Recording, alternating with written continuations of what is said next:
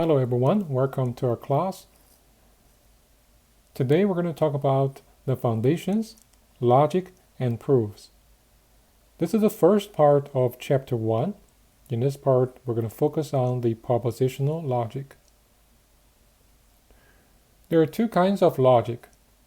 One is called the propositional logic, the other one is called the predict logic. Both are widely used to express the logic. We're going to first look at the language of propositions. We're going to define what is a proposition. And then we're going to look at how to apply the usage of the propositions. And then we're going to talk about what is a logical equivalence. And after that, we're going to look at what is predict logic in the second part of chapter 1. So what is propositional logic? So in this part, we're going to look at what is the propositions, and then we're going to show you some connectives to connect some small atomic proposition together. And then we're going to look at what is a truth table, which is very useful. A proposition is actually a declarative sentence that is either true or false. So this is the definition for a proposition. Please be very, very careful here that proposition is actually a sentence, first of all. And also it is a declarative sentence. It is not a sentence that is asking a question or tell you to do something, but it is just a declarative sentence. Also, you can tell the sentence is either true or false. Okay, so this is actually called a proposition, which is a very, very easy concept. The following examples shows you what are propositions. For example, the first one, which is very interesting, the moon is made of green cheese. So, is it a proposition or not? The answer is yes, it is a proposition. The reason is you can check with the definition. First of all, it is a declarative sentence, okay? And also you can tell it is either true or false. Of course, everyone knows this is false because we know that moon is not made of green cheese in effect. But this is just a proposition. It can be either true or false. And also it is a declarative sentence. There's some other examples here. They are also declarative sentence. They are also either true or false. So they are also propositions, such as the sentence B here, the second example here. Trenton is the capital of New Jersey. It's a proposition. Toronto is the capital of Canada. It's also a proposition. And you can tell it is true or false. Next one, 1 plus 0 is 1.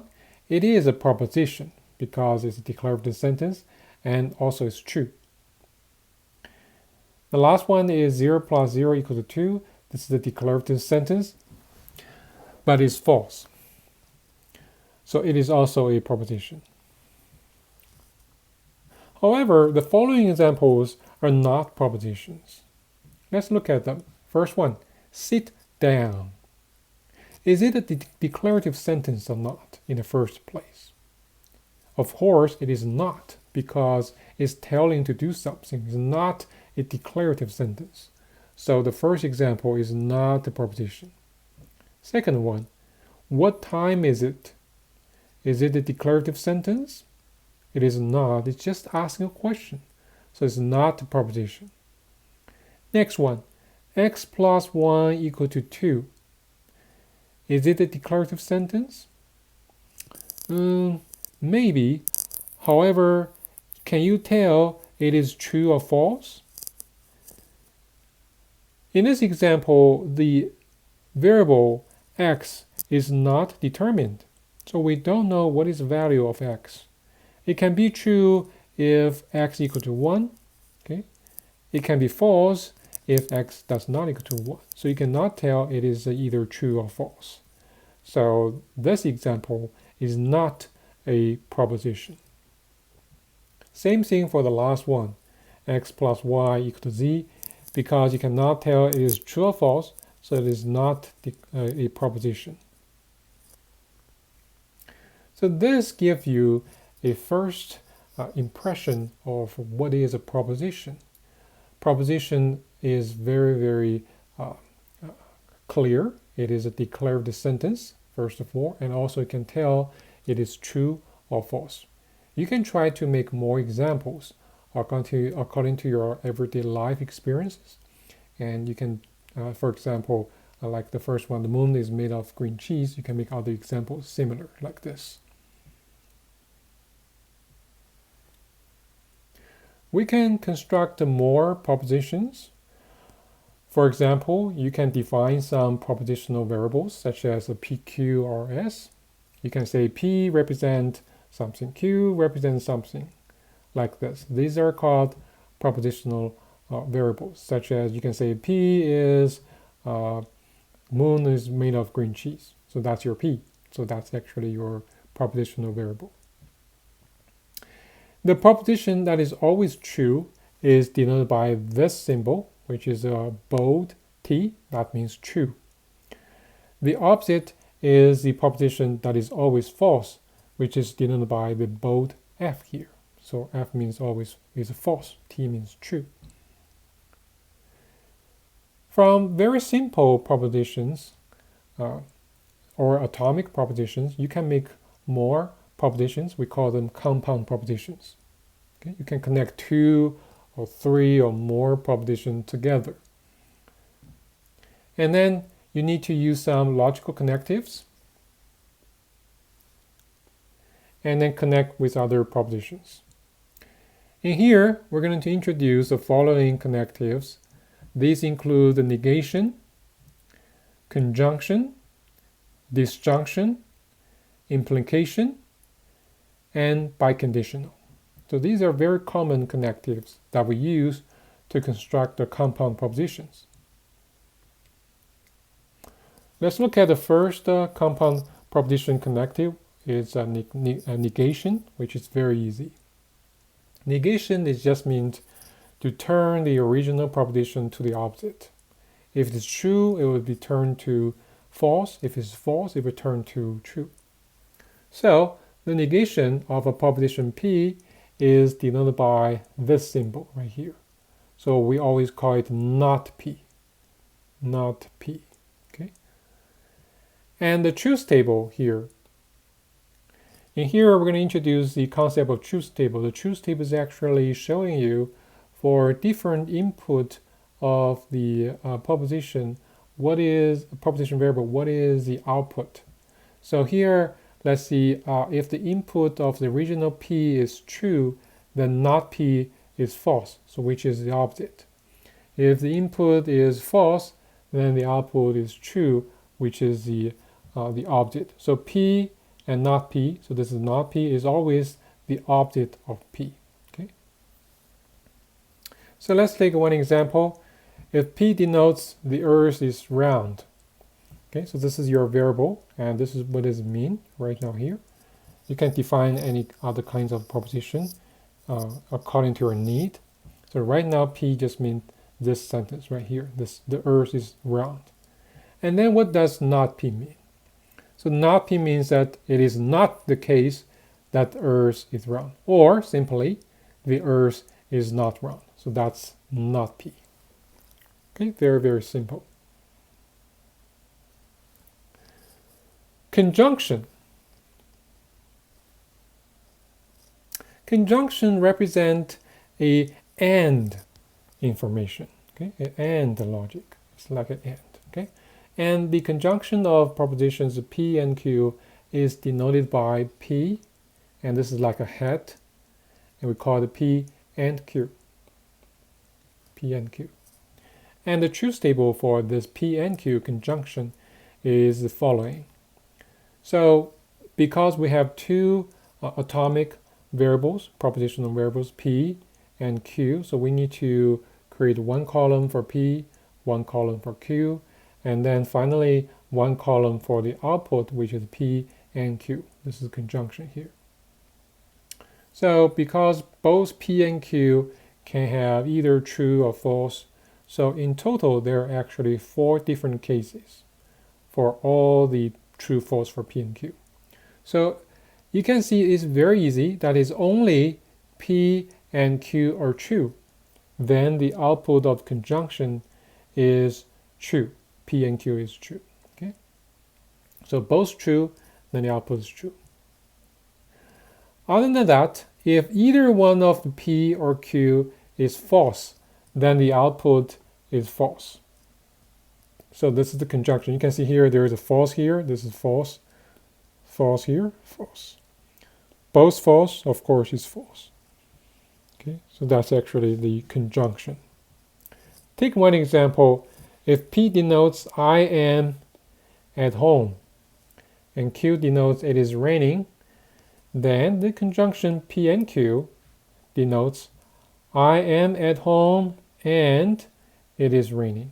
So the conjunction P and Q is actually a meaning of and meaning here, and. Okay, so this is conjunction. Next one is disjunction. You can see by the name you can tell that disjunction is related to conjunction. However, disjunction is a meaning of or. Okay, so the disjunction of proposition P and Q is denoted by P or Q. It's like a V here, but it's called P or Q. And has the following truth table. The input variables are P and Q, and the output is P or Q. The rule for disjunction is also very easy. So that means that if either P or Q is true, then the output is true. Okay, so you can see both true is true. One of them is true, it is true. If both of them are false, then the output is false. Okay, it's very easy. Let's take one example. If P denotes I am at home and Q denotes it's raining, then P or Q denotes I am at home or it is raining. Okay. Disjunction is less strict than conjunction. Okay, for example, if you want to the P and Q is true, that for example using this example right here, I am at home, it is raining. If P or Q, P and Q is true, then both I am at home is true and it is raining is true. So home and raining must be both true. But P or Q is weaker condition. So if you want the P or Q is true, that means either I'm at home or it is raining. Either one of them is true, then P or Q is true. So that's actually conjunction and disjunction. Talking about the or here, we are going to look at the or in the English. In our everyday life, this is very common sense that there are actually 2 different kinds of ors. One is called the inclusive or, the other is called the exclusive or. To be simple here, the disjunction we talk about, P or Q, is actually an inclusive or. Okay, so that means, for example, P is I'm at home, Q is raining. So if P or Q is true, that means either I'm at home is true or it is raining is true.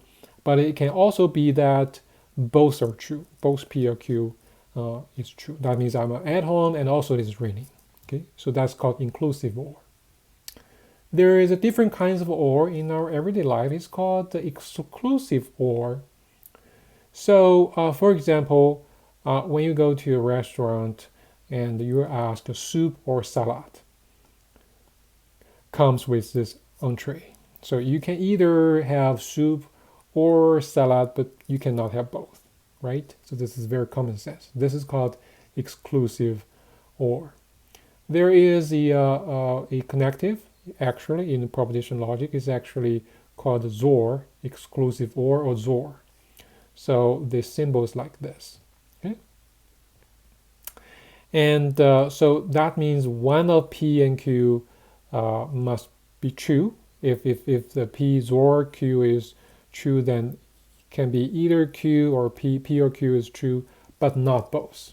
But not both. Okay?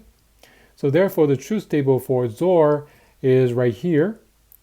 Okay? And you can see that it's different from the P or Q in the first line right here. Okay? So if either, let's look at, so if both are true, then it is actually false. So that's the meaning for exclusive OR. But if one of them is true, then the XOR is true. Of course, if both are false, and it is false right here. Okay. Next one is implication. Implication is the meaning of if, then. So this is why we need to use the implication. If P and Q are a proposition, then if P then Q, we call it if P then Q, is a conditional statement or implication. And it is, of course, read if P then Q. So the truth table is very interesting. Okay, so this is the truth table underneath here. It is only false for the implication when P is true, Q is false. So if the if condition is true, but the then condition is false, then it is false. In all other cases, these are all true. Okay, so that means true, true, if P then Q is true. False, true, if P then true. False, false, if P is also true. Okay, it's only P is true, Q is false, then the if P then Q is false. Okay, so this is the implication. Let's take one example. If P denotes I'm at home and Q denotes it is raining, then if P then Q denotes if I'm at home, then it's raining. Okay, and there is some other definitions for P and Q here in the implication. P we call it the hypothesis. Okay, you probably know that if you learned some mathematics before. And Q is called the conclusion. Okay, so this is the if P then Q implication. So how to understand the implication? Okay, one way is the of view the logical condition. Conditional is the thinking of obligation or contract. Okay, so for example, if I'm elected, then I'll lower the tax. If you get 100% in the final, then you will get A. Okay, so if, for example, take money first for example, if the person is elected, but the person elected did not lower the tax, then it breaks the contract. Second, if one student got 100% in final, but the professor did not give the student an A, that also break the contract. So these two conditions will all correspond to the case when P is true, but Q is false. So if you get an A, you get 100% in the final, which is P is true, but you did not get an A, then Q is false. Then the contract is break, so the implication is false.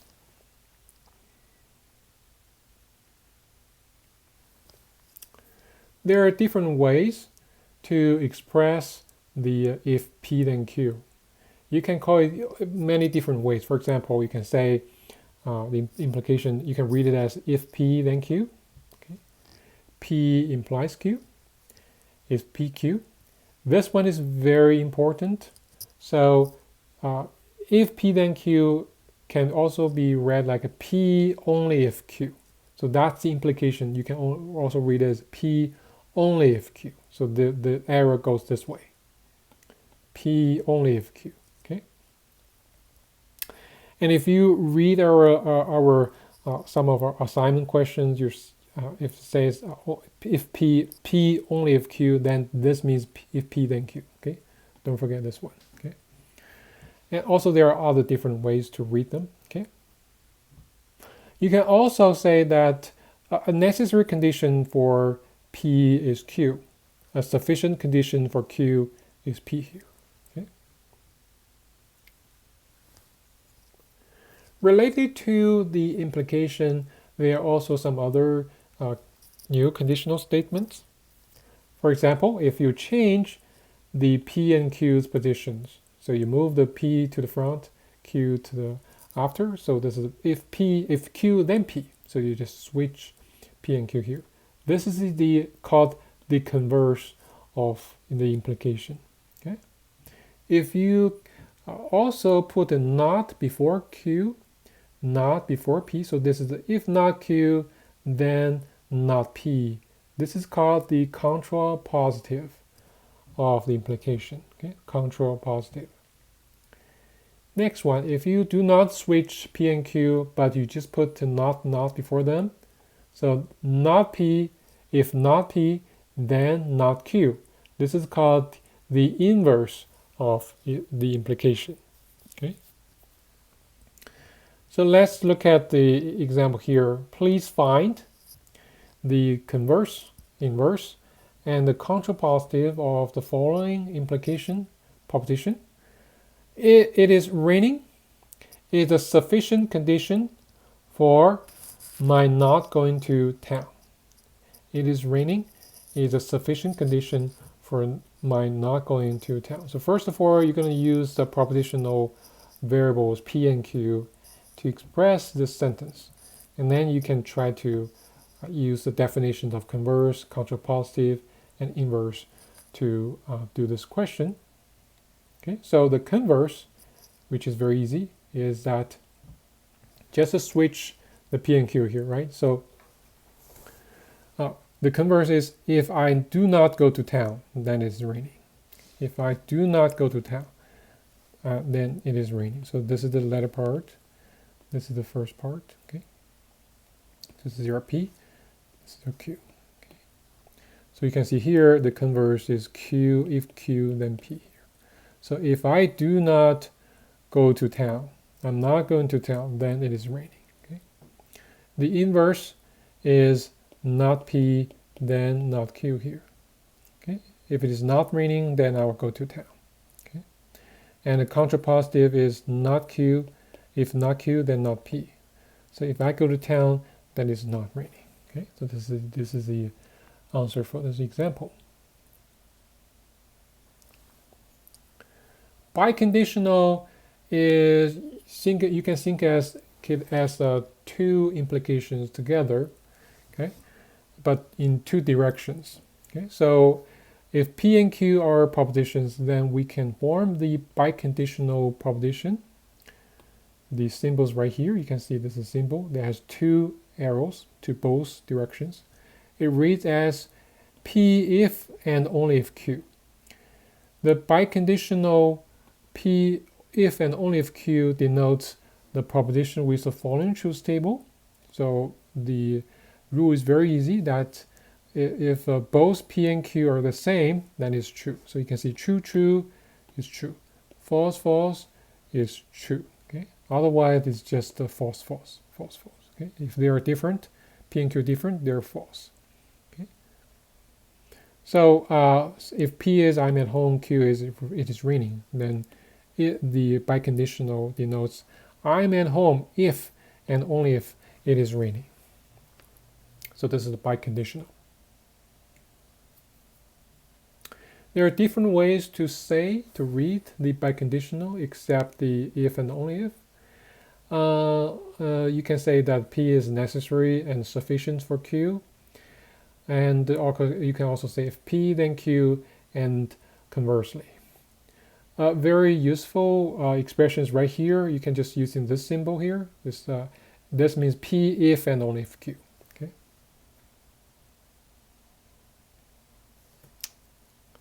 How to construct the truth table for compound propositions.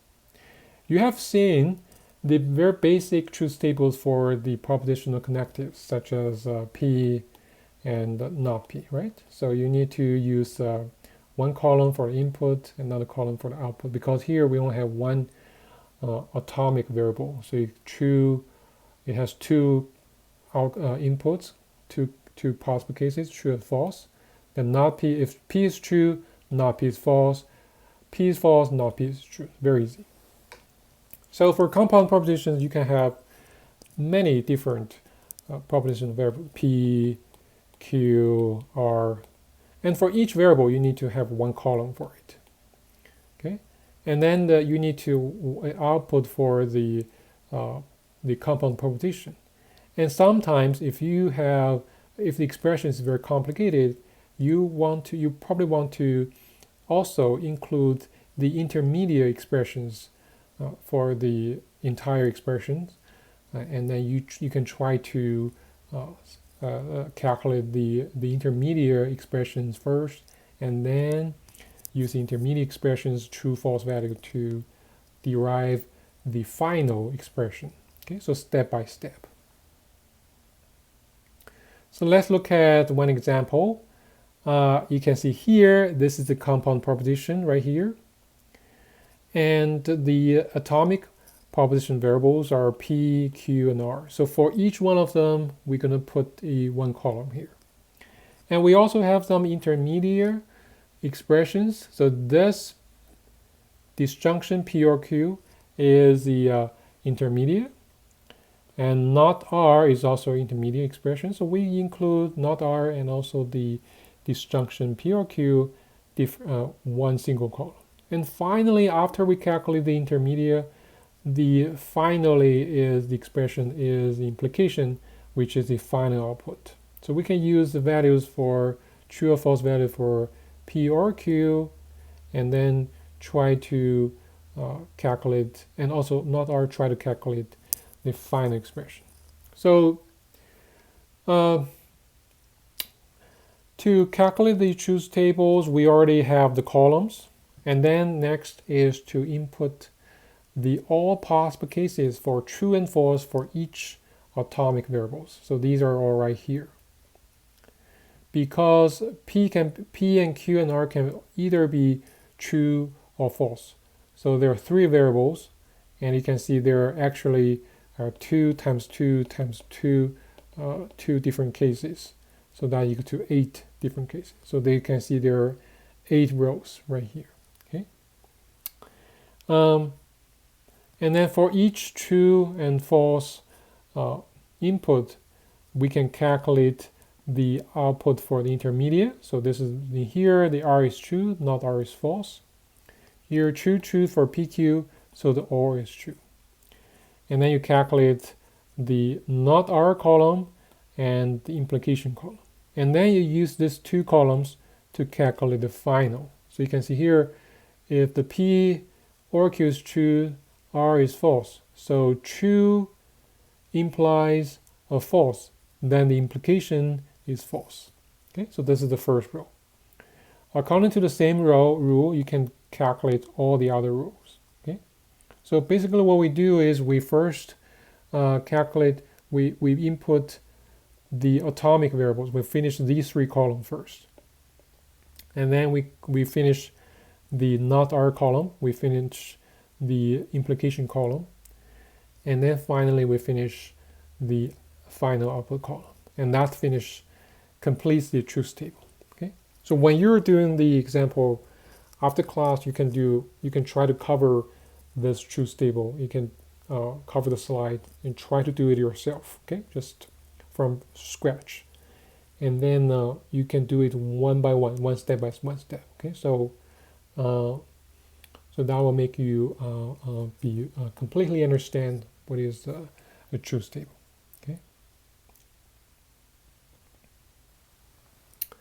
So one usage for truth table is that we can use truth table to detect the 2 propositions are equivalent or not. So here the definition for equivalent is that if 2 propositions are equivalent, we say that 2 propositions are equivalent if they always have the same truth table. Okay, so that's the definition for equivalent. So here let's use the truth table to detect that the implication, that means if then, is if P then Q is equivalent to the control positive, that means if not Q then not P. So we're trying to say that these two are equivalent. Okay, these two are equivalent. So what we do is that we're going to try to construct the following truth table. We have the atomic variables P and Q, and we also have the not P, not Q. So this is the implication column, if P then Q, and this is the contrapositive, if not Q then not P. And then we look at all the possible input for P and Q. We try to, for each one input, we calculate each one column, one row here.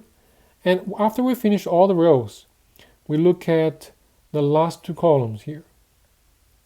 And we find out these last two columns are always equal. So that means P and Q, if P not Q, then Q, that's implication and contrapositive, they're always equal. They always have the same truth table. So that's why we say that implication and the contrapositive are equivalent. These two propositions are equivalent. Okay. So it is very practical in our everyday life too. For example, using the previous example, if I'm staying home, then it's raining. Okay. So the contrapositive is also easy to understand, which is equivalent to, means that if I'm not staying at home, then it is not raining, right? So this is very easy to understand.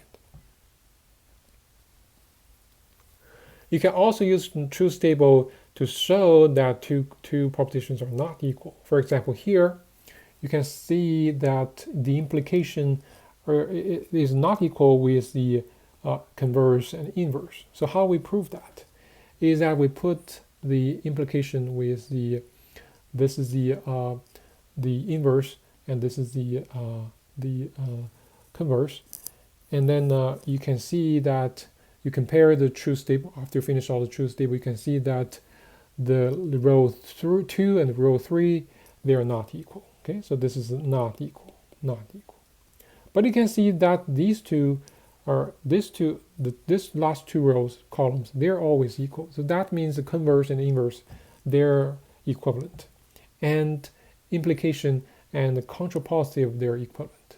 Okay, so these two are equivalent, but the implication are not equivalent with them. Okay.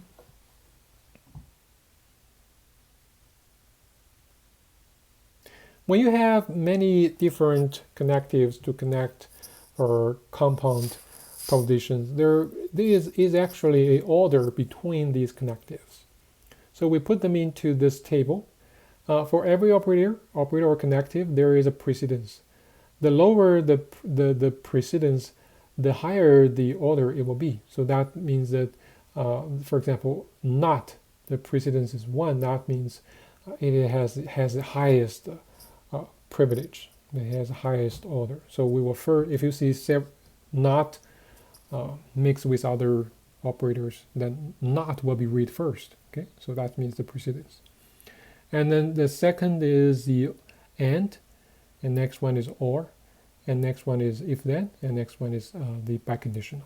Okay, so if you look at this expression here, you can see there are some parts that are actually put them together, they're adjacent to each other.